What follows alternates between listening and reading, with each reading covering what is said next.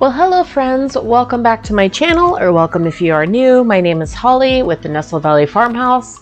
You can see we had some ducklings. Our duck actually hatched out 10 ducklings total, but 2 didn't make it, so we have 8 little ducklings on the farm now.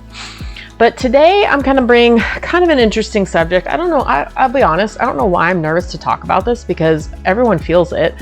But basically we're going to talk about inflation with homemaking. So I know it's a big buzzword we're hearing right now, and if you have lived in the world anytime recently, I can't talk today, you'll notice that things have been just prices, especially I've noticed in groceries, have gone up. Eating out absolutely has gone up to the point where I am literally trying to find ways to, when we are doing either sports or some sort of activity, I'm trying to find ways to like literally pack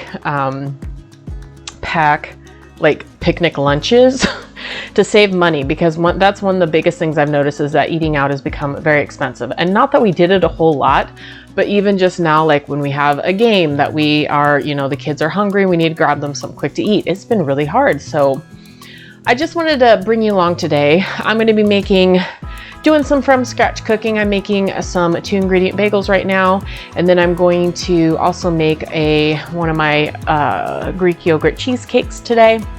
But I thought I just wanted to talk to you about what I am planning on doing, things that I'm already doing to kind of help my family with inflation. So there are probably several women out there, like I kind of have to chuckle. I see I'm on Facebook groups for like large family moms, and I'm constantly seeing people ask like, I need to make more money, I need a job, but I can't work, I have to work at home, I can't be on a phone all day, I can't this, I can't that. And to where it's like there's just really no job out there, at least for somebody like me that can work to earn income right now. So the only option I really have currently is to focus on ways that I can finagle our budget to save money. And kind of the biggest player we have is our grocery budget. So last month we went way over on our grocery budget. I don't even know how. Some of it is we stocked up some stuff at Costco. Some of it is just, I feel like we were just doing a lot of, we had a few parties, and things add up, and you do not realize it until you're really looking through your budget. I have an app on my phone that like tracks, and I put in like, I have a grocery budget, a gas budget, and all those different things. And I know that our gas has gone up another $100 for the month because of just the amount of driving we're doing with games and stuff. So it's just been a lot. So I'm just going to kind of go through a few things and talk about like what I've been doing to try to help, I guess, deal with inflation and whatnot. One of the biggest things is I have started really watching sales at the store. Now, one of my issues with this is I don't buy a lot of processed stuff for the most part. We've had, of course, snacks so we've had to provide snacks. We do, the way the baseball games work is that you each sign up for like one game to provide snacks for.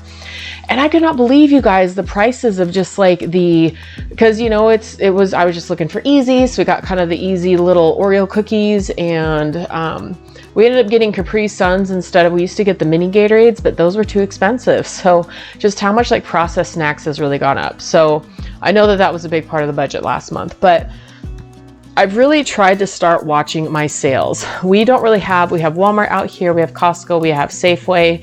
So I do try to get the flyer on Safeway, and I feel like that really has helped. You really need to watch it, because a lot of times around like the holidays, they'll have some really good deals on things like fresh fruit or, like ground beef, but we don't really need that right now, but like in the future. Another thing that I do is I try to really do an inventory of my pantry, shop my pantry. The only issue is when you shop your pantry is you use up stuff that you will need to replenish. But it's not necessarily a bad thing. It's all working on kind of rotating the stock. I feel like I've tried to find more, those are the bagels that are done. My sister called, so I took a quick picture so you could see.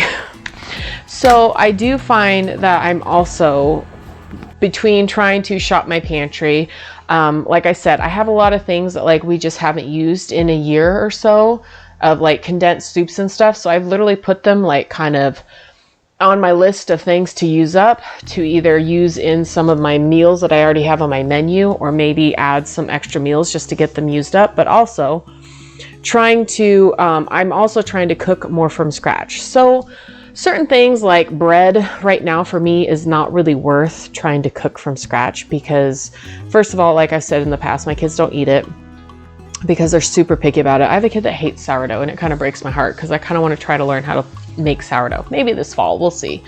But the bread that I would make from scratch, it would just be like a hit or miss. And so I just buy the cheap loaves at the store, which I know are probably terrible for you, but it's just not worth me.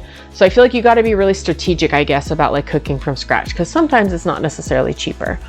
But I feel like kind of changing, and even just kind of changing the way I think about like meals too, because a lot of times it's like I'm trying to find more ways to cook with beans. I have a lot of beans. I like to buy the dried beans now, and I've learned like different ways to cook dried beans, which is really nice.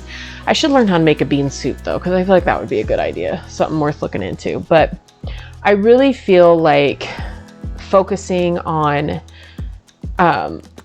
basically focusing on my grocery budget, like what can I tweak, what can I really, I guess, kind of pare down to kind of help save, you know, kind of squeeze out every dollar that we can. I mean, for me, like I said, I try really hard to not buy a lot of processed stuff. I would say probably the biggest issues that we have is we'll sometimes buy things like goldfish crackers and cereal. And those are the two things that I'm seriously considering trying to find a way to make some sort of homemade alternative. I've seen people make them from scratch, and I definitely want to try to make them from scratch, because if I could literally just like every Monday morning this summer, just make a big batch of like goldfish crackers, or even like, I think, is it Cheez-Its I've seen people make, and just make a bunch of things from scratch like the first of the week. And so they can be for kids to snack on throughout the week, and then, you know, do it each week, because flour is still fairly affordable.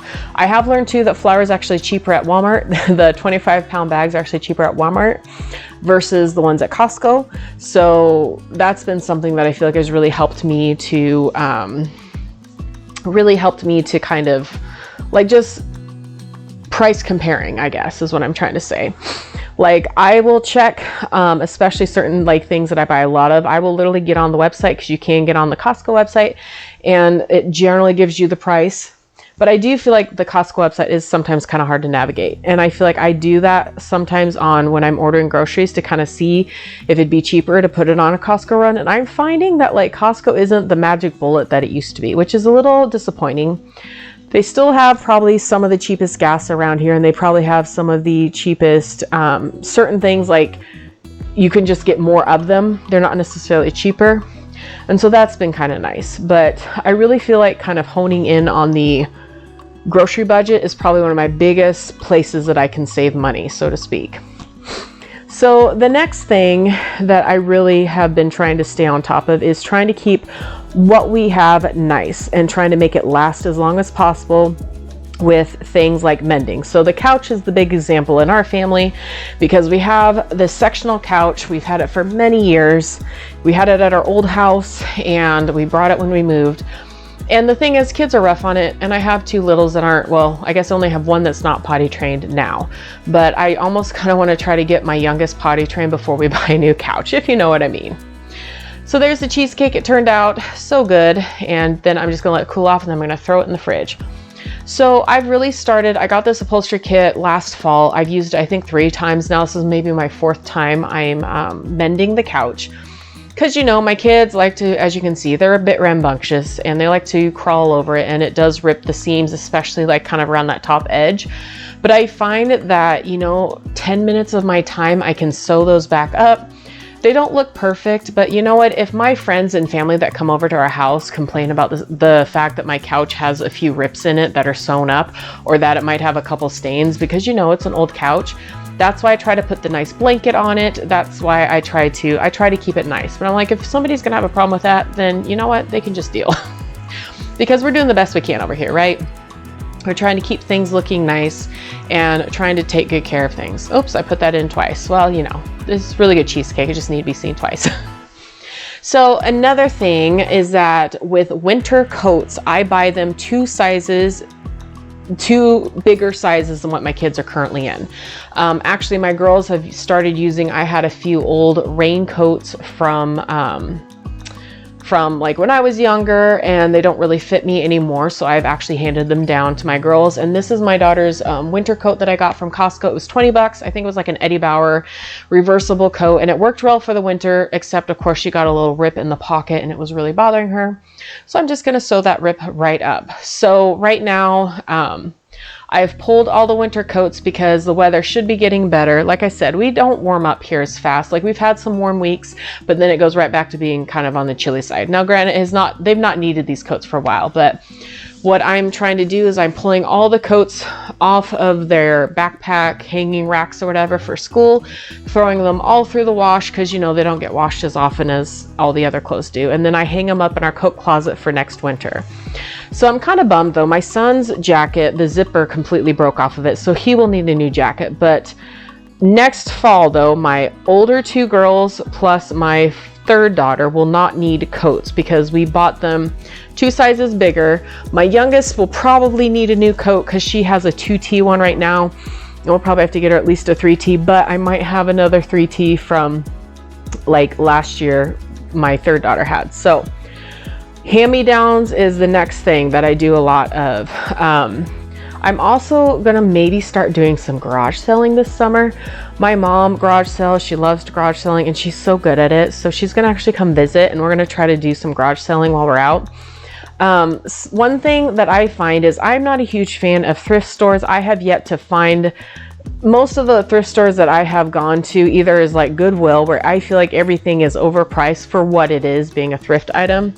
But I feel like doing some garage sale this morning, and maybe if I can find some decent thrift stores. I actually want to try to find some, like I want to either learn how to upcycle clothing, like find some cute, maybe some nice material looking stuff that I can maybe turn into outfits for my kids. I know that there was a YouTuber that did this really cute, she found some bed sheets at a thrift store and she turned them all into like cute pajamas for her kids. That's going to be one of my summer goals. I want to totally do that and just make some cute pajamas for the kids. I really want to hone in, kind of do some more sewing.